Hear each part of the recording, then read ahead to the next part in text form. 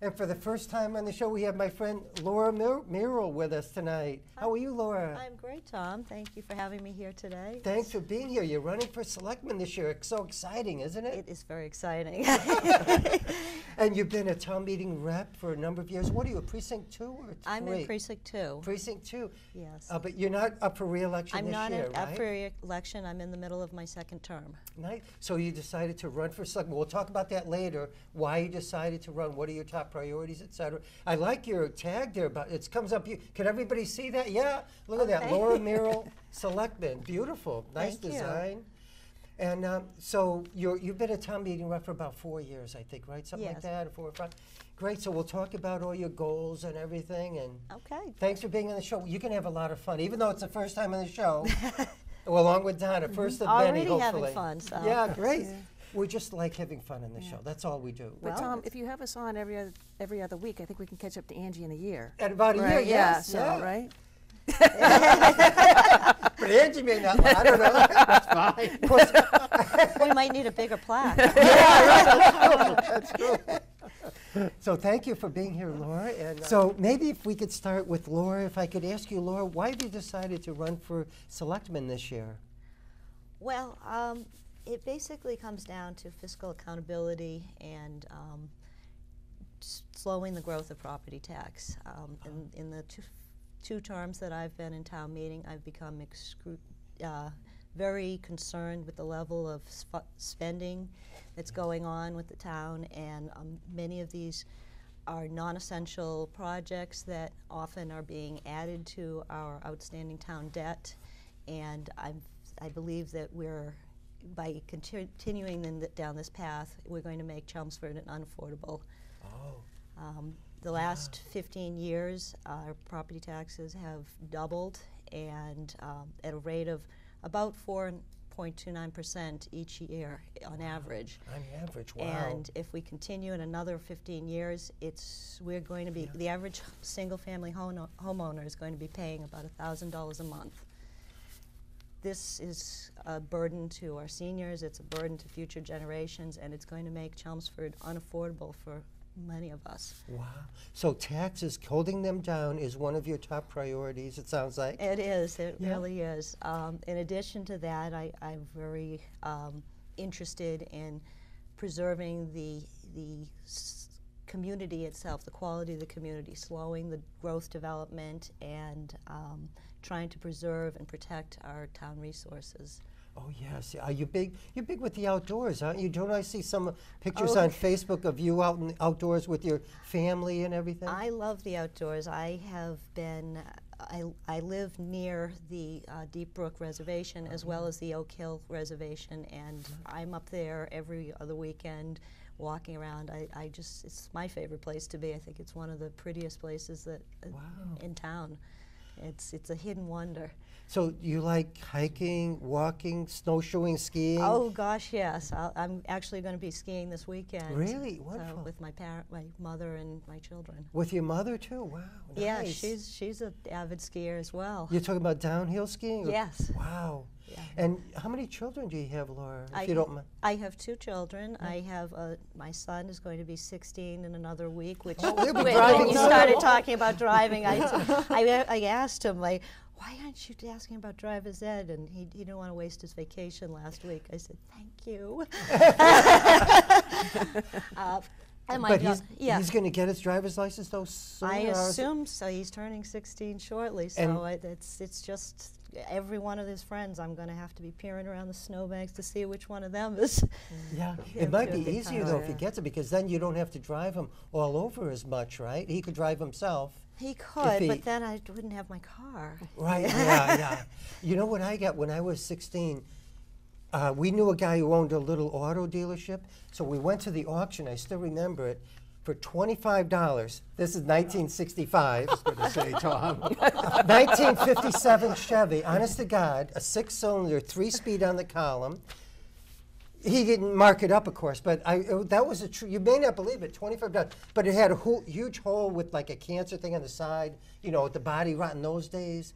But it ran nice, and so I used to drive around with, it's lucky nothing happened, but there was no seat belts back then. Of One course time I not. had 14 kids in the car, including my myself. heavens. It was a record of ever the most in the car. Anyway, not to scare you or anything, I was but just thinking, you're scaring the poor woman. yeah, then I got an Alfa Romeo the next year, a used one. Oh, beautiful. Oh, my God, a nice convertible two-seater sports car. They're not as expensive as they are now, but I was lucky, I guess, in high school. And I also had a little 50cc Honda motorcycle in high school. So my high school days were very interesting. And I hopefully can your imagine. son- I'm hoping for less interest.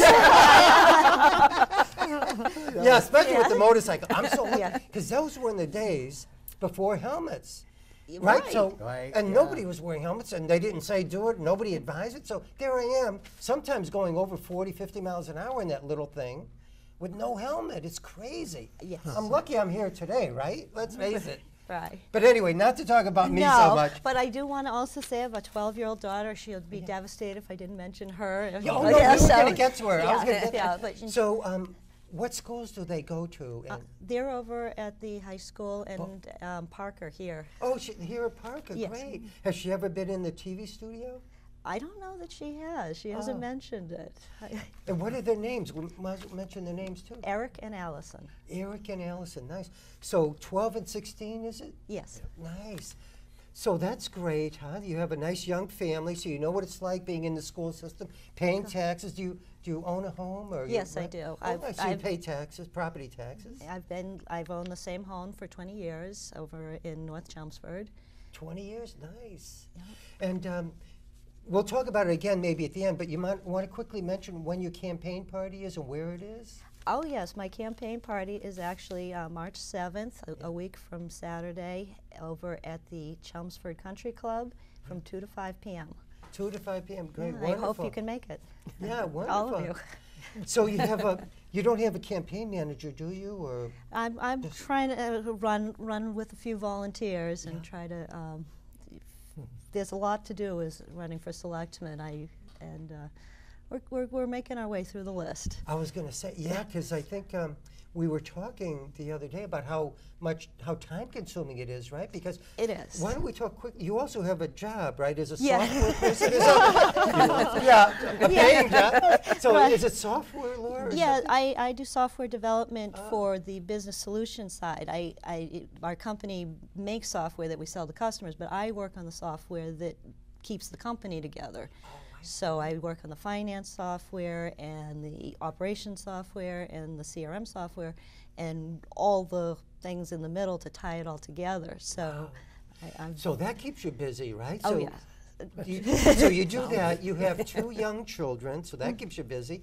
And now you're running for selectman. Yes. But you do have plenty the time to go to the meetings and things like that and Yes, and listen to all those constituents. and that was a big concern of mine before I even began to pull papers. So the first thing I did was actually I called Janet Askenberg, who I knew was also in a similar situation, having a family, and I asked her, is this a doable thing? And after talking to her, I realized that I will have the time to do this, and it's a matter of keeping your priorities straight and being organized, but that you make time to do the important things. Yes, wonderful. Well, you can forget about television for the next 3 years. Well, that's it. I'm going to miss out on Game of Thrones. Do you have a DVR? I Yes. hope so. Good. I love my DVR. Well, thank you, Laura. We'll come back later, but I thought so. We have 4 candidates running for 2 seats. 2 incumbents and 2 non-incumbents. So any thoughts about this group? A little bit? You don't have to have any, but any thoughts about the selectmen candidates? Or, I know Laura has some thoughts. Who's most qualified? If you don't have any thoughts on it, My that's only fine. thought is that, it's a tough job and sometimes a thankless job. And so anybody that's willing to step up and pull papers and put their name out there to be on the ballot, I think it's just a phenomenal thing. I think it's a Yes. wonderful thing. It is, yes. You know. I have heard several people say that as I've been reaching out to the community, and that's the positive feedback that I've gotten has been very encouraging, just thanking me for taking the effort and the time to make this a priority. Yes. Well, and it raises discussion, right? So if you have 2 candidates uncontested, you don't you've have to got play that hard, right? You don't have to fight that hard. Yes. But you know, if you're trying Right. to distinguish yourself and tell the community why you're the candidate they should vote for, that's going to take a little more effort. Yes. It's, So it makes it more interesting too, especially for shows like this one, to talk about, you know, when it's competitive and you have the different candidates. In fact, for 15 years, I hosted Selectmen debates on this show. And then people were saying, we have so many debates and it's just too much. And you know what I mean? And it Well, was for the candidates. it was Yeah. a job for me in a way, because, you know, you want to be fair to everybody and you had to be so careful about everything. So I just let it go because they seem to say, we have enough debates, and so that's fine. So I have the candidates on at different times, basically. Pat Wojcik is going to be on our next show, and George Dixon was on a previous show just recently. Oh, yeah. So, okay. so all the candidates have been on. So, yeah, so that's about it for Selectmen for now. We'll talk about the dates of the debates in a couple of Right. minutes, okay? Yeah, But absolutely. first, wonderful. yeah, I have to agree with that. I think that it speaks a lot for the town that that these people are coming forward, and so many people are trying to get involved and make things better. Yes. I think that was the one thing that really impressed me the most when I was not involved with the town. I was raising my small children, and then I started to get involved through their activities. And every place I went, there were people that were getting involved, and they were so excited about it, and they were so proud of it. And it really was infectious. Yeah, and I think that's what we're seeing here is that you know, people just want to help make Chelmsford the best place possible. Yes, yes. I hate to say it, but that's why I do this show for 20 years or whatever. That's why I've been a town meeting rep over 20 years, library trustee. I mean, because I love this town, and I feel if you want to improve it, you throw your hat in the ring or join the committee. I've also been in Chelmsford Historical Society, et cetera. You just try to help your community in any way that is suitable for you and that you could help, you think you could help. And so I hope this show helps, because basically what we want is to help introduce candidates. All of us are candidates, and about issues in town, let people know what's going on in an informal, conversational way. And I think it's something you don't find by reading a newspaper or the internet. No. You know, you have to listen to Donna's own voice and Mary's and Laura's and Angie's, your own words.